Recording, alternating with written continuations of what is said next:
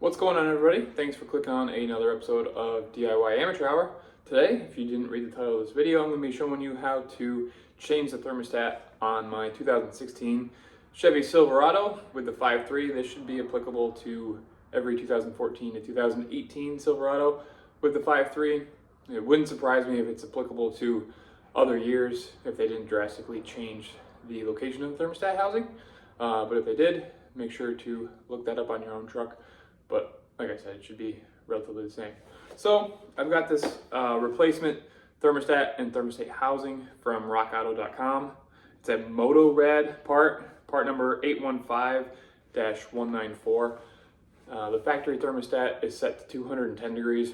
I bought one that's a little bit cooler, 194. Figured just wanted to keep the truck a little bit cooler. Not that I've had any issues with the truck overheating. And as you can see in this clip, the reason I'm changing the thermostat housing and the thermostat is because the truck's actually running a little cold. It's been running a little cold for a couple months now. No check engine lights, no fan issues.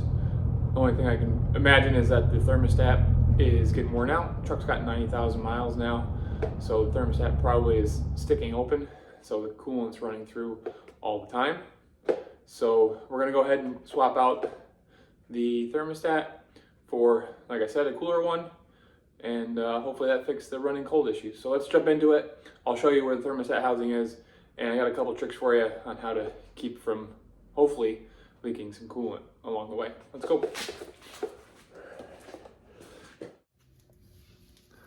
So these are all the tools you're going to see me use in this video. Pliers for the hose clamps, 5/16 socket, 10mm socket, and I like to have an extension. I also use a screwdriver in this video, but not necessary. Okay, you want to say hi? There's one, there's two. So when you open the hood of your 5.3, this is what you're going to see. Unfortunately, my engine bay is a little dirty. I've been a little busy with life lately, and I haven't been able to clean it as much as I'd like. So our thermostat and thermostat housing is right here, tucked underneath the intake, and this radiator hose that comes from the radiator. It's right down there. So that's what we're going to be replacing today. There's 3 bolts on the thermostat housing, pops right off, as well as 2 hoses. So we got to loosen this hose clamp here on the intake, and we got 2 PCV breathers, one on either side. We got to loosen those, and then the intake will come off to the side and give us much easier access to the thermostat housing. So we'll take that off, and we'll come back to the thermostat housing. All right, first thing we're gonna do is pop off this one PCV breather hose. Should just pop up. When you pull up on the bottom of the connector, you can see where this gray plastic piece pulls up. Push up and pull off. One of the best connectors that GM's ever made, in my opinion. Nice, simple, easy, no drama. You're gonna do the same thing on the other side. So the connections are reversed. Push down on this one. And again, your PCV connector comes right off. A little bit of oil in there, but 90,000 miles. I would be surprised if there wasn't. So then, this is where you're going to use your 5/16 socket. You're going to loosen the hose clamp on the intake.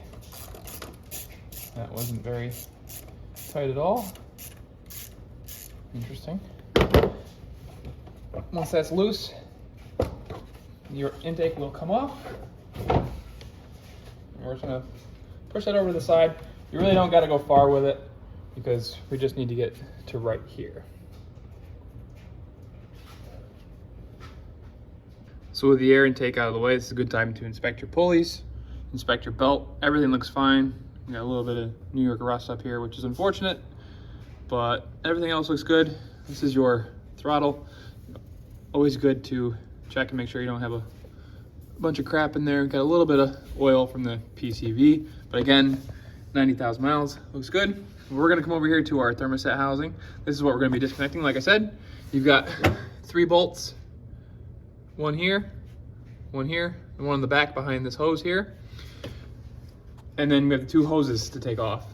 We're just gonna use some pliers, pinch off these clamps, and pull the hoses back. But before you do that, make sure you do this on a cold engine. Definitely not hot because your coolant system is under pressure. So to one of the tips to prevent yourself from losing a bunch of coolant when you undo these lines, come over here to your radiator cap, your overflow expansion tank, excuse me, and just take the cap off. If the engine's cold, there shouldn't be a ton of pressure in there. But I don't know if you heard that or not, but a little bit of pressure did just bleed off. Okay, so we're just gonna set that back on there. We're not gonna tighten it at all. Make sure there's no pressure in the system that's gonna push the coolant out when we undo the hoses. So we'll come over here. We're going to take off the small hose first, and I'm gonna pin it up out of the way so it's higher than the motor and no coolant's leaking out. And then I'm gonna do the same thing with the big hose. I'm gonna turn it up out of the way so hopefully not a whole lot of coolant drips out. I'm also gonna try and plug the thermostat housing itself again so I don't lose a bunch of coolant. You're gonna find out how well this works. Stay tuned. All right, so I didn't have anything about the right size to block off the thermostat. So it's gonna be a little bit more of a quick change thermostat than I wanted to do, but that's fine. You could pinch off these lines, which I don't really like doing just because you could damage the line. I've seen where it's not really actually gonna work at all. So like I said, I'm just gonna undo the lines and then put them up out of the way so that they're not draining coolant. We're gonna lose a little bit, so just be prepared for that. You might have to buy some more coolant to top yourself off, but without further ado, let's try and get this thermostat changed.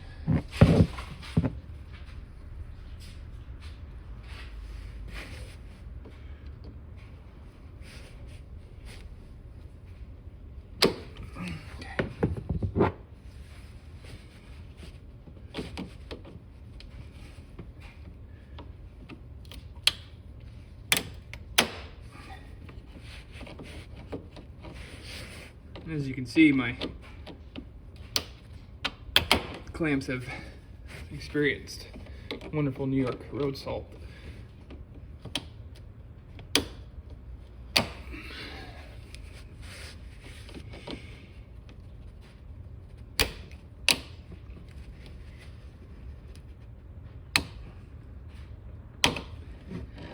These clamps, I'll try and show you a good angle later. They have a little lip on them that they're supposed to lock open, which is the clicking noise that you're hearing. That it'd be nice if they, okay, you start talking about it and it stays. Careful not to get your fingers in the pinch points because that could hurt. Now we need to do something with the smaller hose. It's in a shit spot.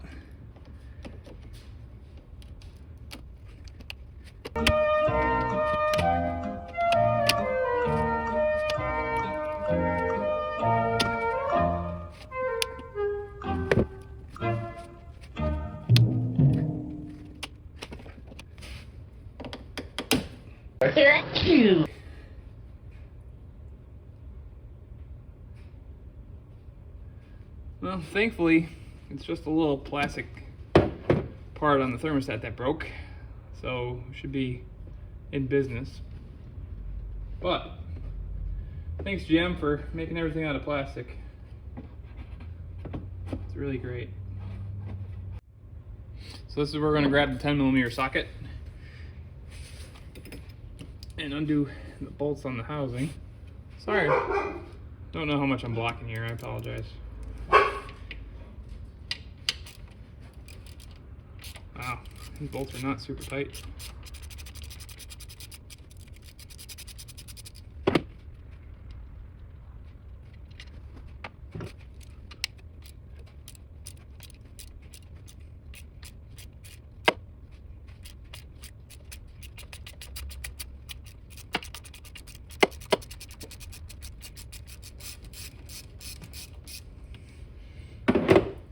So when you remove the thermostat housing, there's a little rubber grommet, basically to join between the water pump housing and the thermostat housing. Make sure you keep that grommet and install it with your new housing, because I doubt the new ones come with it. And as you can see, we're starting to lose a little bit of coolant here. Should have grabbed the Milwaukee You can do this a little bit faster and hopefully lose a little less coolant. But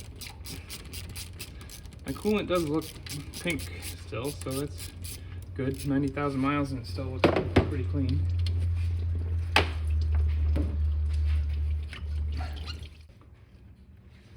Okay. So the old gasket does need to come off.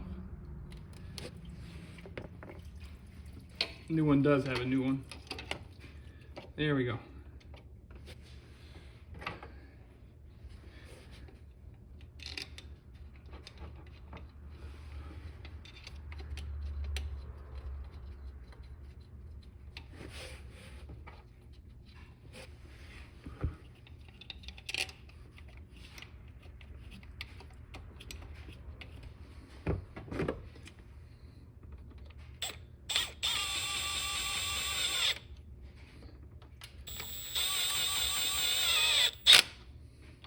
Obviously, I don't have the torque very high.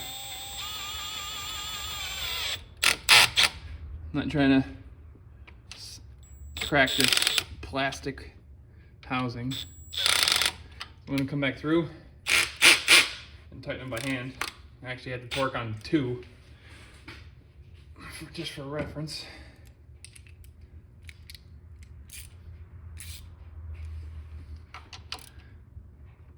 Oh yeah, those are not very tight at all.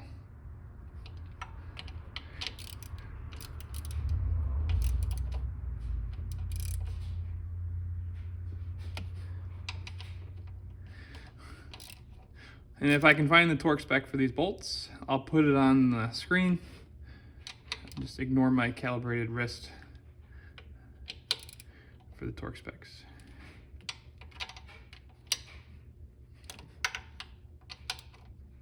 Cool. Okay. Now we're just gonna put everything back together.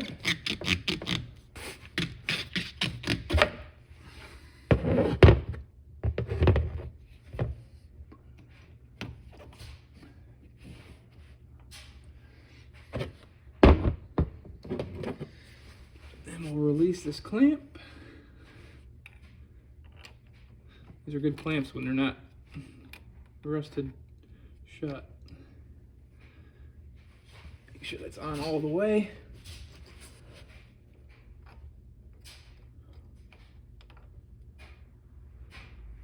Get your fingers out of the pinch points. You're supposed to be able to release that clamp with a screwdriver. So I'm trying to release it with the pliers, but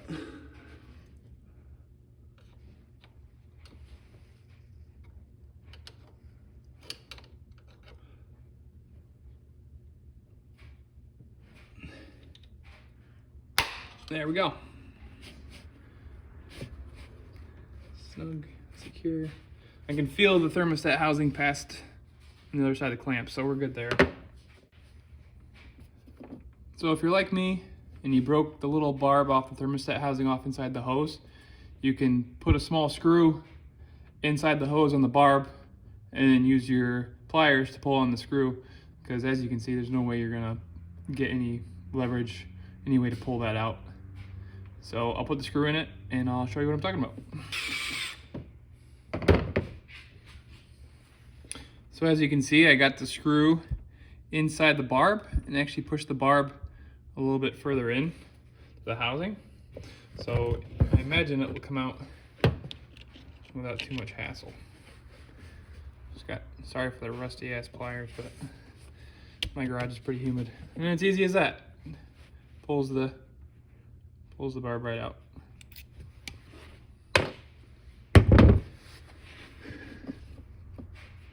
So we're gonna put our hose back on, make sure we put you're gonna wanna put the clamp back on first.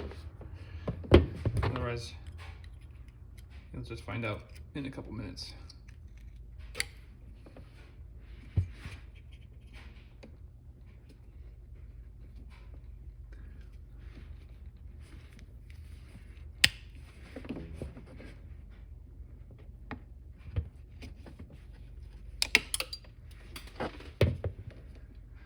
We won't worry about that.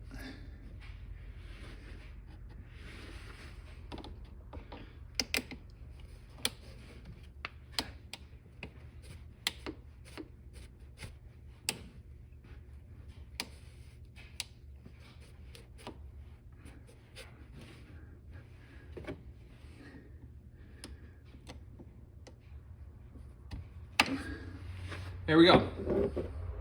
So now we just got to put the air intake back on and top off the coolant. Should be ready to go. So, as you can expect, reassembly is just the opposite of disassembly. And put our air intake back on, slide it back over and make a bunch of noise. Make sure that that seats all the way around. So you don't have any intake leaks, which is good. We're going to tighten up that hose clamp in a second. Push our PCV valves back on.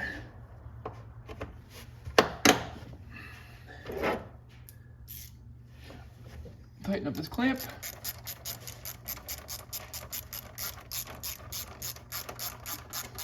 We're going to do it tighter than it was earlier. Not too tight to strip the clamp. Here we go. There it is, folks.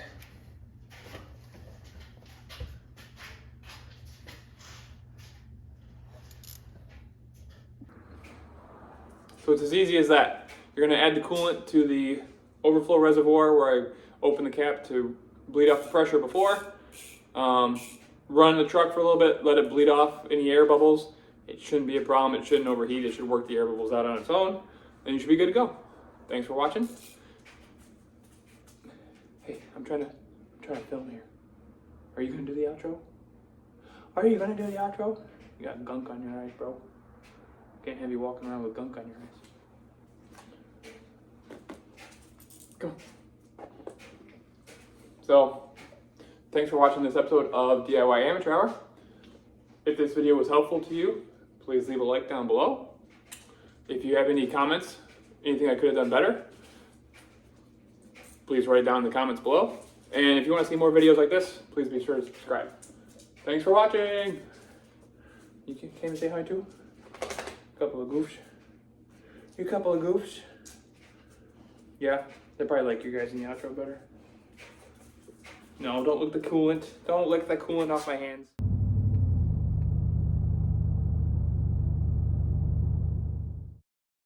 The overflow reservoir where I bled the coolant off to begin with. Hi, Baldy. Say hi to YouTube.